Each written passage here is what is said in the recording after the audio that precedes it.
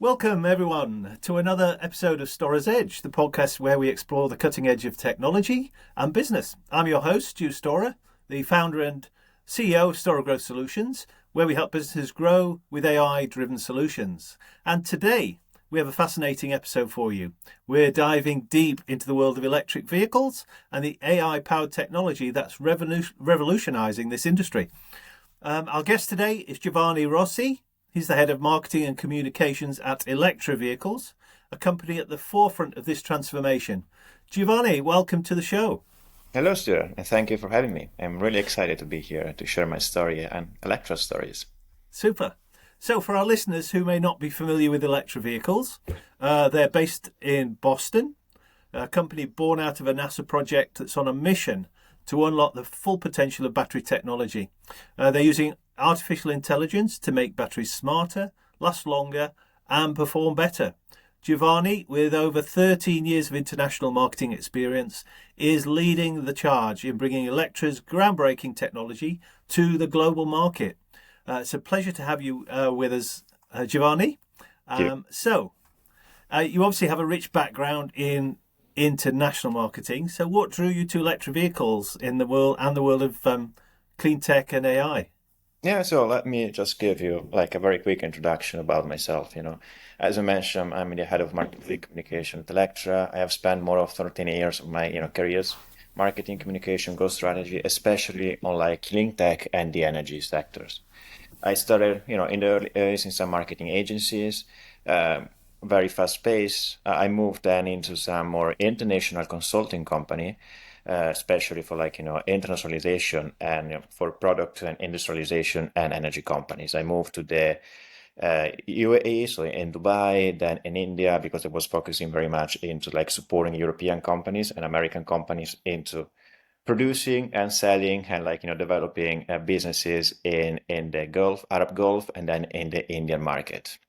Got back to Italy after like 7 months in India, and like a big utility here in Italy. I grew, of course, into my role, and then at the end I was doing some work for like innovation and like trying to support this big utility into incorporating new companies, so like marketing, M&A, and all of these type of approaches. And I was working a lot with startups, and that like drew my attention to like a different type of business, a different type of companies, completely different from like big corporations. And I try, I tried myself. I wanted to try it myself and to see, this different, and to try to bring my experience, like, in building processes, in like, building processes and scaling teams into larger corporation, into, let's say, smaller corporation where the impact is much, higher. And this like brought me to my first, startup experience in Cleanwoods, where I was like, the CMO. We were working on repositioning the company entirely from like a single product software vendor into full integrated provider of energy solution, and we scaled very fast. From Portugal, where the company was headquartered, we went into Italy, Spain, Austria, the United States, and Japan. I was employee number 26, and we scaled until more than 210 people in less than 2 years. So it was like a Wow, very high, very quick. scale growth. So it's like, sometimes I think about it, and I think that like 1 year in a startup can be like 5 to 6, 7 years Yes, in a big corporations. So absolutely. after my, let's say, we had a very big journey. At the end, we sold our customer, pipeline and customer base to different utilities. One in the Netherlands, one in Portugal, one in Italy, and another one in the United States. And so I was drawn to Electra, my next chapter, of my experience. Here, Electra was born, like as you mentioned, like a NASA project. So our, Fabrizio Martini, that is our founder and CEO, was working at NASA on project for exploring batteries for space explorations. And this is basically, what interested me in the company. There was like this, let's say, NASA DNA in a way that I encountered from the interviews that I had. That was like very much interesting for me. It was like completely different. It was like a next level of startup, and so that's why right now I'm here in Electra. And also with like, I'm not only like supporting marketing and communication, but we are also like broadening our scope from just, e-mobility. And so like, applying our technology to electric vehicles, also to stationary storage, energy market in general, because there is a big opportunity for AI technologies in today's field. You can apply the technology for like, great solutions or great, enhancement, but also for like data centers and some other verticals that is very much interesting, and it's growing very much right now. So I'm also like, with my experience and background in energy, I'm supporting also, this transition and like, expanding into these verticals. Fantastic. I mean, that ties in with your mission statement, which is to unlock the full potential of battery technology. So, in practice, what does that mean? What are the biggest sort of challenges that you're trying to solve? So let me, I usually do this example that is very nice. Mm-hmm. There is something right now going on that is like, the energy transition. You have like a lot of renewable energy sources, coming up right now. You have sun, you have wind, but the issue it is like, the sun doesn't always shine and the wind doesn't always blow. So you need something to make the most out of these, resources. And this is like batteries. But of course, you have issue also with batteries. So you have maintenance and cost that can drive up costs up to 30%, and also safety and reliability is like in this equation. You have management of batteries. So you need to squeeze out as much energy as possible from batteries. So the one that you have like store from like renewable energy assets, and it's not so easy as it seems. And then if the latest, I would say, perhaps more impacting, painful, it is like, if you want to build a new battery, a new chemistries, it can take up to 10 years and $1 billion. So there is a lot going on. It's like, one of the most potentially useful, technology nowadays to support the energy transition, but it has, of course, a lot of pain points.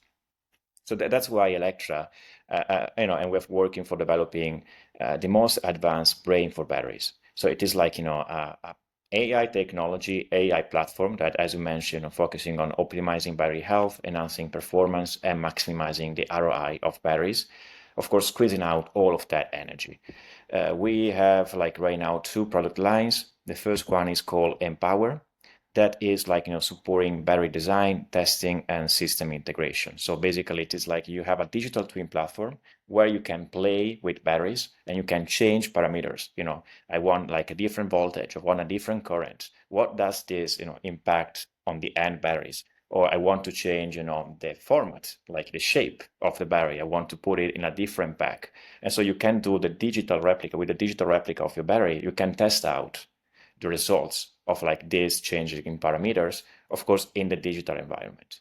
Why this is impactful? Because you do not have to do a lot of ground tests or like ground or lab work, because you can do this in the digital environment. So you can cut up cost by up to 30% and time by up to 60 to 90%. So it's a big improvement.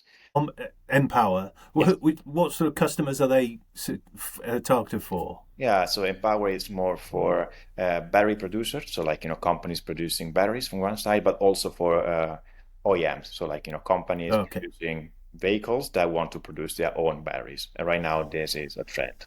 Okay. Yeah. And after Hmm. that, you have design, test, and system integrate your battery. You need to monitor, optimize, and control the batteries. And we do this with our second product that is called Eve AI, that Okay. allows you to again to see all of your batteries, how they are performing, what is like the degradation, what is like the state of charge of the battery. So and state of charge has different application, and it means that if you're like talking about a vehicle, the state of charge is like related to the energy, and so how many miles you can do with that batteries. And if you're talking like a stationary storage application, so the big batteries is about how much energy you can resell to the grid, or you can use for like different applications. And so with If AI, we can it's like the second step. You monitor, optimize, and control all of your assets throughout all of the life cycle of the batteries, with like of course in mind the purpose of like optimizing for sure, but also like increasing the ROI that you have on the batteries and enabling secondhand market. And so enabling a sustainable cycles, because if you are able to understand what is like the state of health of the battery and then the degradation that you have, this means that at a certain point you can understand, how much life it is left for your batteries. And if you can reuse that batteries, usually right now, vehicles batteries are reused and repurposed for like stationary storage applications. But if you do not know, what is like the parameters and the situation of your batteries, you may not be able to do this. Instead, with this intelligence, you can do it. How do we apply AI? So basically, we look into the batteries, and there is like something that is called physics state of the battery. So we incorporate physics equations of what is going on into the batteries, and then we have a layer on top of this that is like with AI and machine learning that is actually understanding the situation, the conditions of the batteries, and what is like around the battery. So for instance, if you're driving a car, we are analyzing your driving style, how much you accelerate, how much you decelerate, what is like the temperature, where do you live, because of course it changes a lot. And we incorporate all of this information, all of this data into the physical equation of the batteries, and we produce a model. That model is actually specific and customized for you, and it tells you exactly how much your specific battery is degrading, how much is like your state of charge, how much is your state of health of the batteries, and so on and so forth. So the AI comes in just to customize all of this information and to add an additional layer of data and information. That is a lot of new data points, is a lot of new going on, of course, just to produce something that is much more precise than just the physical, estimation of the battery that you have that happens with chemical stuff within the batteries. So does that mean if I'm driving an EV car that has Eve AI in it, that there's going to be some element of my in-car display that's going to give me that information? Correct. Yes. Okay. So that's going to address, I guess, the anxieties that we all have with electric cars in terms of range, and am I going to make it home, or am I going to am I going to be able to get to that important appointment, etc., etc. Is that right? If you can reach the next charging station, how much you have left, but also in the long-term situation, it is for how long can I keep my EV cars? 4 years, 6 years, 7 years, or can I still use it for another couple of years or not, or do I need to resell it now to make the most out of it? So that is all the type of questions. Of course, we do not sell directly to end users. Mm-hmm. We are the technology that is behind that in your car screen. Yeah. Mm-hmm. I mean, the EV market's growing at an incredible pace. I think there's over 17 million electric cars sold worldwide last year. I mean, are there other? What are the biggest trends that you're seeing in the industry right now? So for sure, there is this growth that you mentioned in terms of cars sold. There is also a lot going on in terms of new chemistries. So it is new typologies of batteries, going on right now. One of the biggest one, it is multi-battery system that is having different chemistries. So right now you have lithium ion, for instance, but you can have sodium and lithium. You can mix different chemistries for different reasons. So each chemistries can help you in different situations. So one can be for the initial energy burst, another one could be to keep it last longer, and another one could be for decreasing and so on and so forth, depending on the applications. So this is one of the biggest trends right now. And then, as I mentioned in the beginning, the stationary storage industry, I think it's the one growing the most right now for different applications. Of course, data centers are the main one, and in this period, it is a trend that is also everywhere. I would say in the United States, in Europe, in the Middle East, they're growing a lot.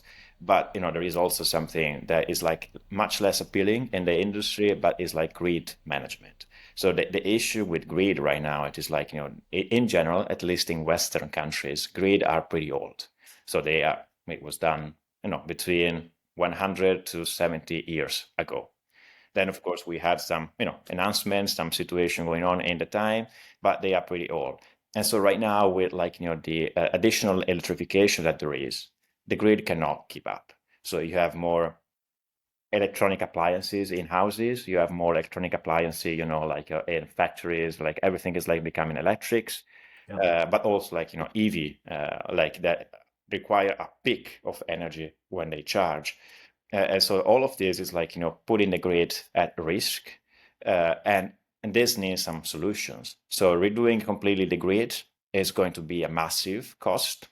And so you need some additional or parallel business model that can help you out with keeping the grid as it is, but supporting it. Batteries are for sure one of these. And then you have all of for instance, energy community or microgrid situation that needs batteries. So where you can isolate, specific section of the grid and keep it up and running, for how long as you prefer. And again, then you have renewables. And so the system is completely changing. And so you may not need anymore a big facility producing the energy and then delivering it along the grid, but you have multiple facility all scattered around. And so this is changing the equilibrium that is happening of energy within the grid. And so this needs, to be addressed very, very quickly. Yeah, that's interesting. I mean, I actually started a battery storage company back in 2016. And we were talking about all of these possibilities then, but we just couldn't get anyone to listen to us. They thought we were crazy, and now it's all a reality. Yeah. I note that the battery management system market, the BMS system, is also booming with major players like LG Chem, Panasonic, NXP. Etc. How does Electra differentiate? How do you differentiate yourself in that sort of competitive landscape? Yeah, so we provide, of course, there is two different things are here to mention. So the first one is the BMS, so battery management system, that is usually already available on different type of batteries, not the smallest one. You don't need that for small applications, but for bigger batteries, you already have a device that is telling you the state of the batteries. This state is highly, the error rate, let's say this way, it's very, very high. So let me give you an example for electric vehicles. For estimating the state of charge, the average error is around 20% of froze process. So this means that, if your car tells you have 100 miles, it could be 80, from 80 to 100. Yeah. That could be an issue, because if you live in a countryside area, rural area, and you're not sure if the next charging station is going to be so close to you, you may not reach it. And I have recently an experience. I was traveling around for a trip in Cornwall in the UK.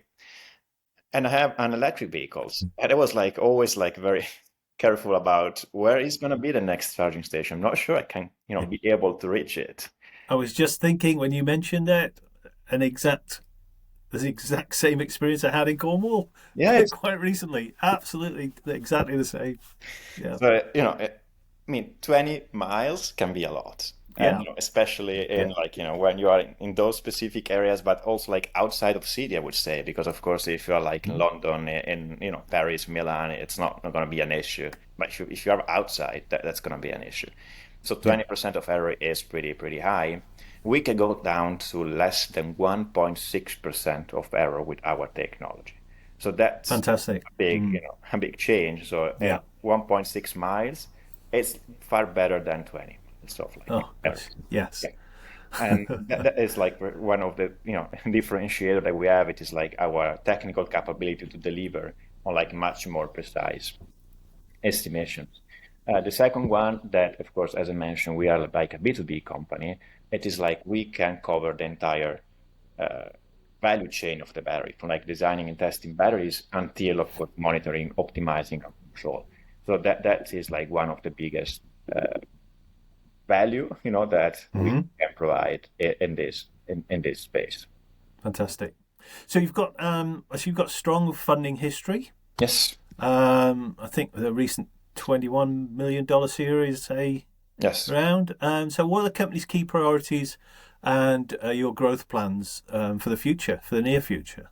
Yeah, so right now we are in a Series B round, so it's like in progress as we speak, and we are looking mainly to three pillars, to develop our growth. So the first one is like data. So we need to have additional, data capability, so collect additional data and elaborate additional data to develop our models. So being like an AI company, data is what we do, and so it's fundamental. And there's like also it's not commonly known, I would say, but data costs a lot because you think at like you just need to have somebody going on and driving. Yeah, that's true. You can do it, and we are doing it right now. But for instance, we are also developing. And we already have some models for like detecting and predicting faults in vehicles and stationary storage applications. So you mean some historical data for understanding what is like a specific situation before an event like that occurs. So before like fires occurs, you need to understand what was like the situation of the batteries. And so there are two options here, or either you're already monitoring the batteries, and so something happened and you can catch that situation, that faults, or you need to do it in a lab or in a digital environment.